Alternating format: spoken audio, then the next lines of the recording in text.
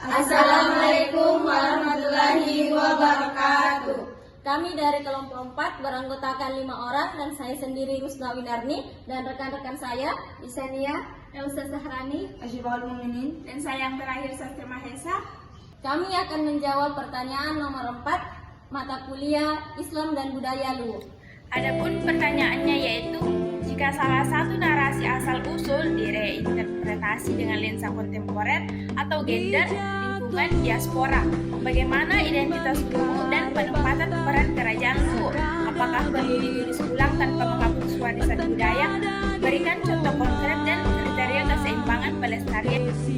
Mereinterpretasi narasi asal-usul Luwu dengan lensa kontemporer bukan berarti menghapus sejarah, melainkan mengaktifkan kembali nilai-nilai warisan budaya agar tetap relevan dan aplikatif dalam menjawab tantangan modern seperti isu gender, lingkungan, dan diaspora.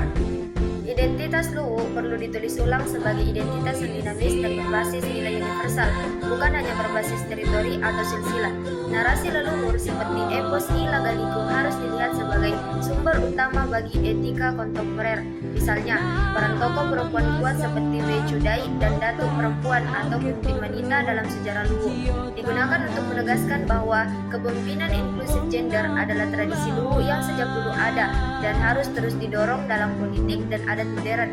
Sementara itu, kisah pelayaran Sangri Gading diinterpretasikan untuk menguatkan identitas maritim dan global, menjadikan komunitas diaspora Luwu sebagai aset jejaring investasi dan pertukaran pengetahuan. Identitas Luwu secara keseluruhan dipusatkan pada nilai Macairi Luwu atau kebijaksanaan Luwu dan adat togeng atau kejujuran dalam hukum yang menjadi teladan etika publik bagi seluruh masyarakat dan pemimpin di Luwu Raya.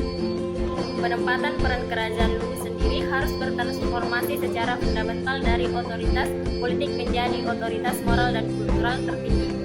Kedaton Luwu harus fokus sebagai penjaga warisan inti, memastikan das dan ritual seperti alur, bahasa, atribut, serta transmisi naskah lontara dan bahasa daerah ke generasi muda. Secara kontemporer, Datuk Luwu dan Dewan Adat berperan sebagai inisiator etika publik dan penasihat independen bagi pemerintah daerah, menjaga agar nilai-nilai luhur kepemimpinan yaitu adat tongan diterapkan dalam pemerintahan modern, sekaligus menjadi duta besar budaya Luwu di kancah global. Keseimbangan antara pelestarian dan relevansi tercapai ketika nilai-nilai inti dari warisan budaya diperkuat dan diterapkan sebagai solusi modern. Pelestarian ini berfokus pada mempertahankan keaslian ritual, bahasa, dan naskah, misalnya dengan mewajibkan pengajaran lontara di sekolah.